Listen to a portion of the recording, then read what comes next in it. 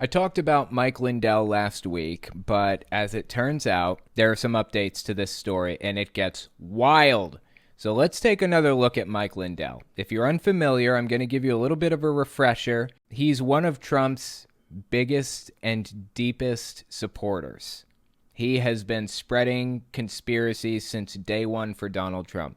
Honestly, Trump should love the guy like a brother for what he's done for him at this point, but he seemingly is like ducking Mike Lindell. They don't seem to interact like almost ever anymore. It's just really weird. Anyway, I digress. Let's take a look at this clip from mid-September 2021 where Mike Lindell went on Jim Bakker's program to talk about some of his election conspiracies, some of the ideas that should have put him in Donald Trump's good graces. Check this out. Now remember, the biggest thing is every single state was a cyber attack of historical proportion. He's talking about the election. No, it was not a cyber attack of historical proportions. Donald Trump won 80 million to around 68 million, okay? But here's the four miracles that I see. The night of the election, the algorithms that were set with the 2010 census is what they used. We had these big machines that you feed the ballots in and it count like it's like the Scantron sheets kind of, you know, when you take state testing and they feed the state test into the machine and it reads the answer sheet and it gives you a final grade on it. That's basically what we used in some counties in some states, kind of like this ballot Scantron type of thing. Well, Mike Lindell is claiming that those Scantron machines that are just designed to like read what's written down on the ballot and then feed it through. He's claiming that those machines contained the 2010 census database on the machines. No, they didn't. That's simply incorrect. Not only does he claim that, but he also claims this is a cyber attack. He claims these machines were connected to the internet and were hacked. No, they weren't. They weren't even connected to the internet. There was no Ethernet port plugged into them. It's simply untrue. But it didn't stop him from continuing on to make these claims over and over and over again. This clip came out mid-September 2021. The dude kept going. He kept going. He made so many claims about the election that he actually got himself in some real deep legal hot water. He made claims that were demonstrably false and could get him sued for defamation, and honestly should get him sued for defamation. Well, guess what? He did. As a matter of fact, he got sued for defamation by a whole bunch of different companies. Dominion was one of them that sued him for defamation. I think that's an ongoing lawsuit. Well, anyway, those claims went nowhere, obviously, because they were false. They were nonsense. So he goes on. This was mid-September 2021. The next one I have here is mid-January 2022. He's still going on about this. Still. He comes out on stage and he says this. I'm on an incline like this. Why? Because it's so amazing. All the things that we have, we already have all the pieces of the puzzle. And you talk about evidence. We had enough evidence to put everybody in prison for life, 300 and some million people. I'm sorry? 300-something million people? You mean the entire population of the United States? I'm sorry, man. This is just disconnected from reality. There's no other way to describe what's going on right now. Are you trying to tell me, like, every single human being in the U.S. cheated in the 2020 election? There weren't even that many voters in the U.S. There weren't even that many ballots cast in the U.S. 300-something million people. What are you even talking about, man? Absolutely bizarre. Okay, it gets weirder. This one is early April 2022 when this came out.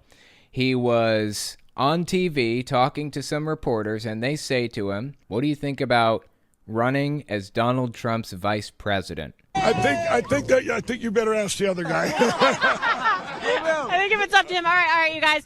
I would say that's a yes from Mike Lindell. Honestly, Mike Lindell should be Donald Trump's best friend, seriously. Like, after everything the guy's done for Trump, after the legal hot water he's put himself in for Donald Trump, how is he not Trump's best friend at this point? Really? I don't know this for a fact. Maybe they are close friends, but I get the impression that Trump is just ducking the guy, and it's so sad. He's like obsessed with Trump. It's like Trump is part of his theology.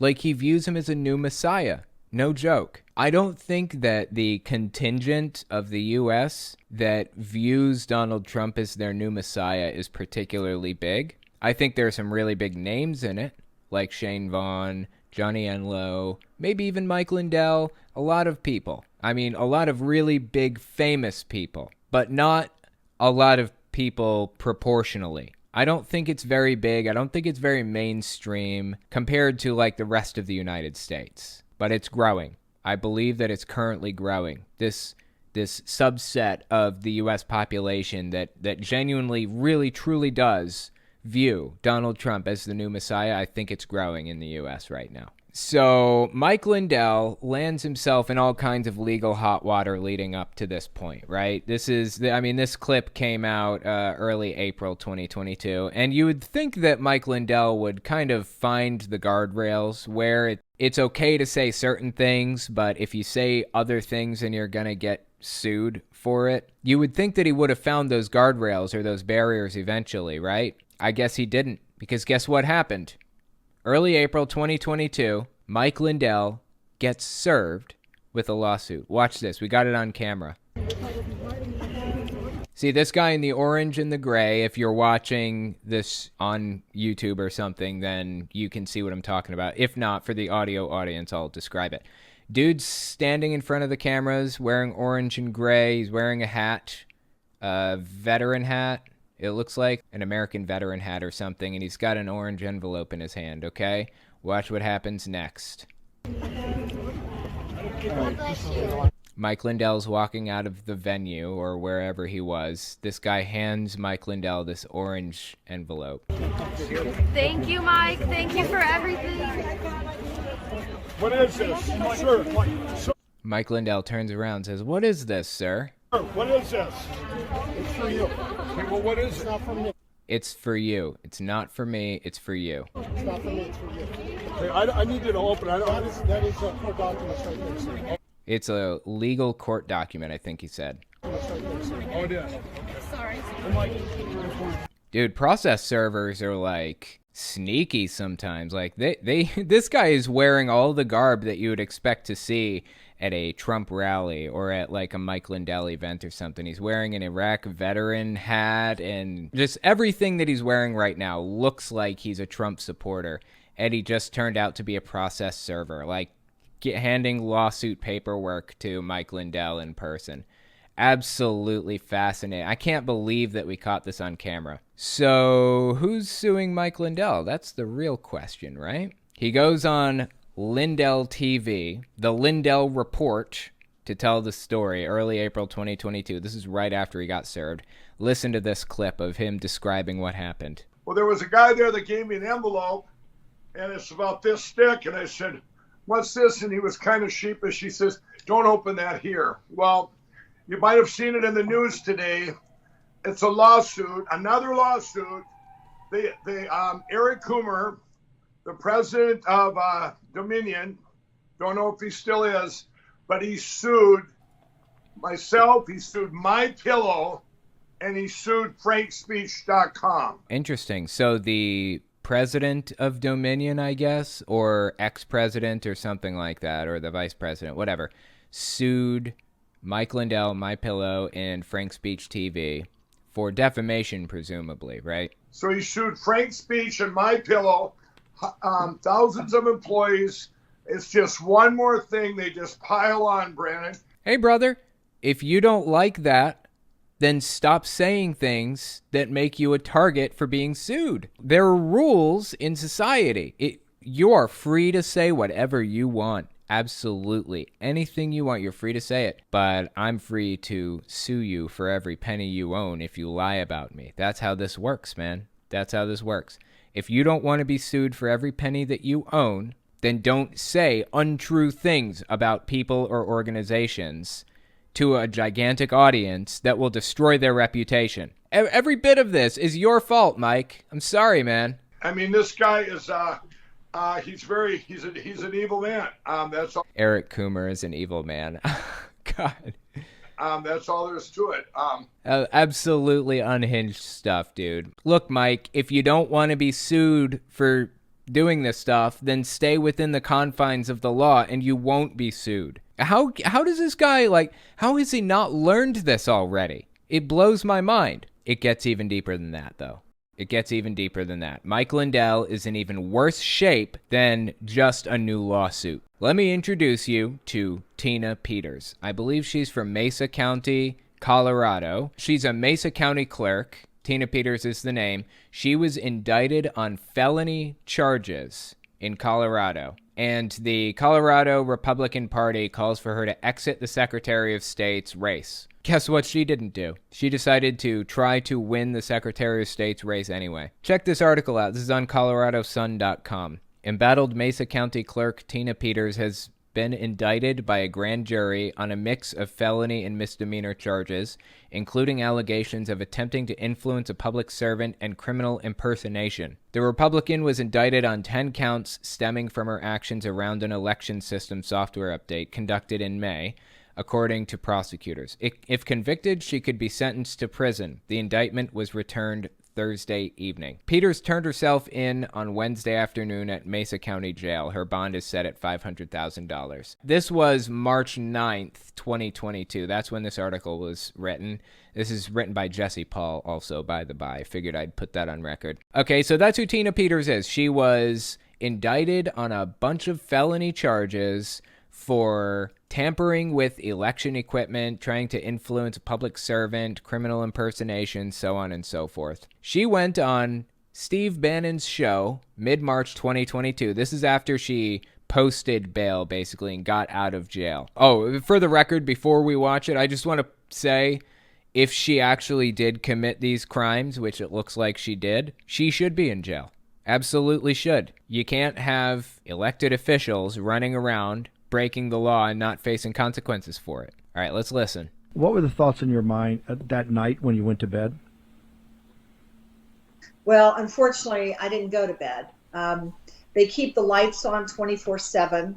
They have it, you sleep on a 1-inch plastic mattress with no pillow, no sheet, just barely covering up with a blanket. That's jail, baby. You don't like it? Don't break the law. Isn't that what Republicans are always saying? You don't like going to jail, don't break the law. If you don't want to do the time, then don't do the crime.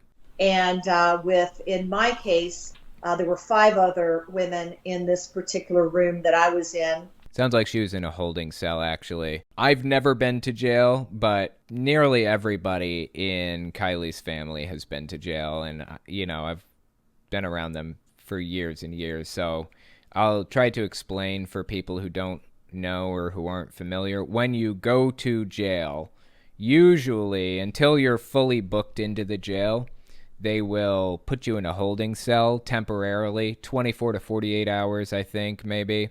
And it's just a big cell that holds a bunch of people, 5, 10 people. It depends on the size of the jail and the size of the cell and stuff and what's going on. Anyway, so you have a holding cell. And then they process you through. They do your paperwork. They took your picture and all that other stuff. And then they assign you to a cell. And usually, a cell is shared with another person. Typically, it's a total of 6 cells, depending on the jail, depending on all this other stuff. It all depends. I'm just describing what I know. So you have like 6 cells together, and that makes up a pod. And then you exit the pod, and you can enter into different pods in different areas. The jail will sometimes open the cell doors for like 4 hours, 8 hours a day. It depends on how strict the jail is or if it's a prison or whatever. Sometimes they'll let you out into the yard, so you'll all go to a communal area where you can hang out outside and work out or whatever. And then at night, they'll close the cell doors again, they'll lock the pod, and you all sit in there and you share your cell with one other person, basically. That's how it works. So it sounds to me like she was in a holding cell currently at this moment. And for the record, she's complaining about how miserable it is. Yeah, I've been saying that for a long time. I've been talking about how absolutely miserable jail is for people. I've been all for prison reform the whole time. Where were you, Tina, when I was calling for prison reform?